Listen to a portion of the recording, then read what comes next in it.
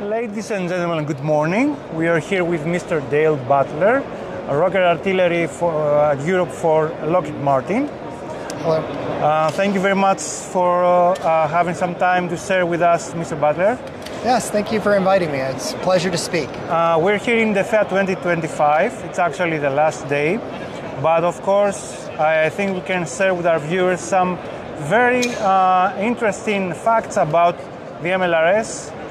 Well, people know the value of the system, but we can know some things regarding your proposal for the Hellenic artillery, for the Hellenic army. Sure. We know that there are some discussions regarding the system. We are one of the oldest users. We have 36 systems. Yes. That, of course, they need to be modernized. So, what are your proposals on the system? So, well, first, what I want to say is thank you for having me on to talk to your users or to your viewers about the capabilities here. As you mentioned, with the Hellenic Army, Lockheed Martin has been a partner with the Hellenic Army for over 2 decades. The system that is in service now is still a good system, but does need to go through a modernization effort because the system has progressed on.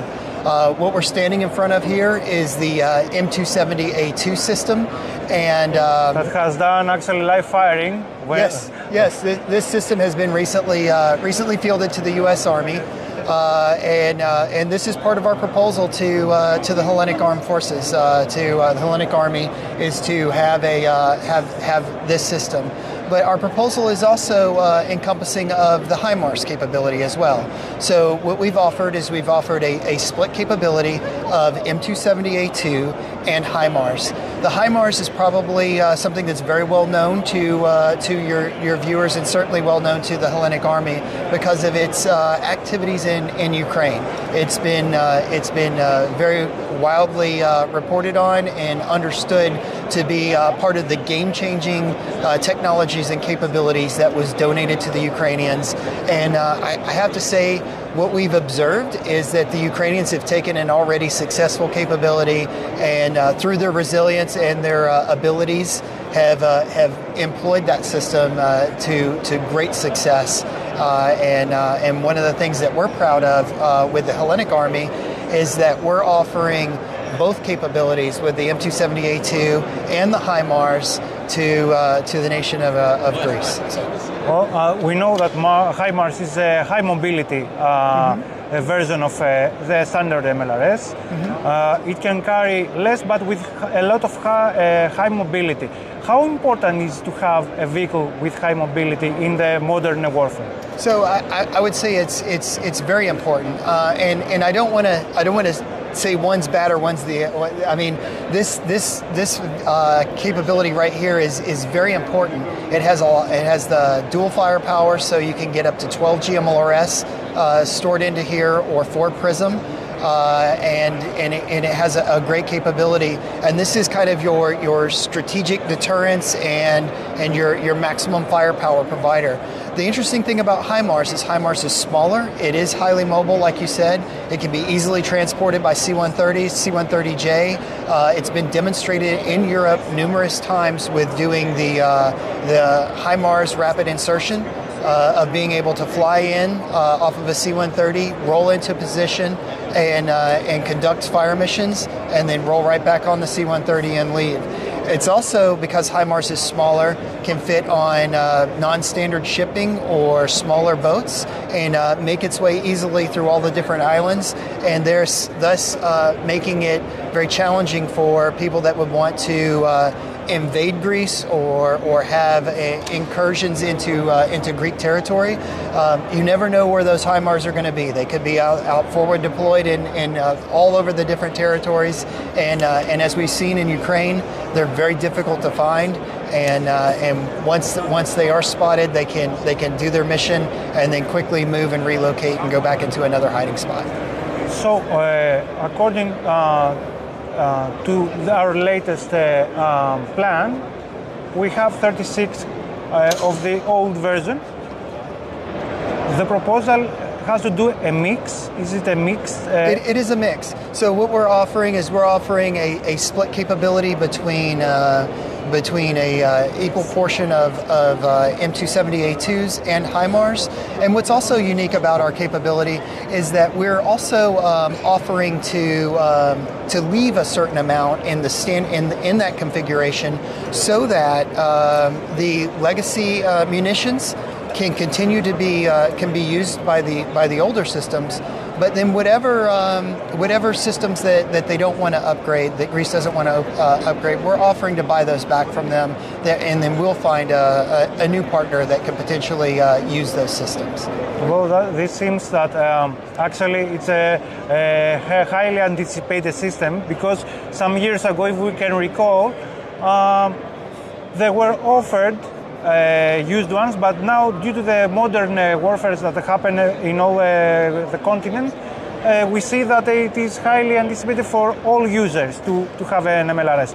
But prior to that, you mentioned one of the tricky words for the Greek audience, which is the PrSM missile. Yes. I get a lot of questions for our viewers and readers. Is this game-changing weapon offered to Greece? And of course, I would also refer to the Increment 2 that has a specific warhead for ships. Yeah. So you're very knowledgeable on it. So basically what I can tell you is that PrSM right now is a capability that is being developed by the U.S. Army, is very close to entering into a full rate fielding production. But as you mentioned, there are 4 increments to the PrSM capability. The first one is the basic block capability, which provides a point-to-point targeting capability out to 400 plus kilometers. There's been mentions in the open media about ranges beyond that. 499. Yeah, I mean that is what has been reported. Yes. So that's an accurate assessment of what's been previously reported. What I can tell you is that beyond that, as you mentioned, there is an increment that is trying to get moving and and relocatable targets, and as you mentioned, that the naval surface arena is exactly what we're striving to do. There are some various contracts that are out that have that with us that have that in development, and that is a future increment of PrSM. What I can tell you is that right now, Lockheed Martin is focused on working with our customer, the United States Army, to rapidly field and finish the qualification development of PrSM. We're very, very close in getting that completely done. Once that gets done, then we're readily anticipating that PrSM will be offered internationally. And we're working with the U.S. government and the U.S. Army to help facilitate and rapidly close the gap so that we can get to that process. We have informed the Hellenic Army General Staff about the PrSM capability and explain that timeline to them. And one thing that I would like to point out is that PrSM has gone through a rigorous development and qualification program, and it's at the final stages of completing that program. We as an industry are very far ahead of any of our competitors in that range of getting capability beyond the 300 kilometer requirement, like is demonstrated with our ATACMS. So it's just a natural progression for the modernization. You spend a lot to invest in a rocket artillery capability.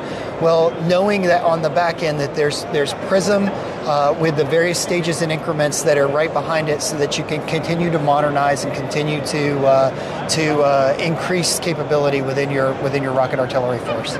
I know that Lockheed Martin has, as you mentioned earlier, a lot of experience operating with the Hellenic Army. Yes. You are more than 20 years here, so should we expect for you to be easy as the minister declared that a 25 domestic production should be implemented in every new procurement? This would be, something that Lockheed Martin takes into consideration. Absolutely, and we've had lots of discussions back and forth about about the 25% capability. It's something that we completely understand and understand the importance of it to Greece.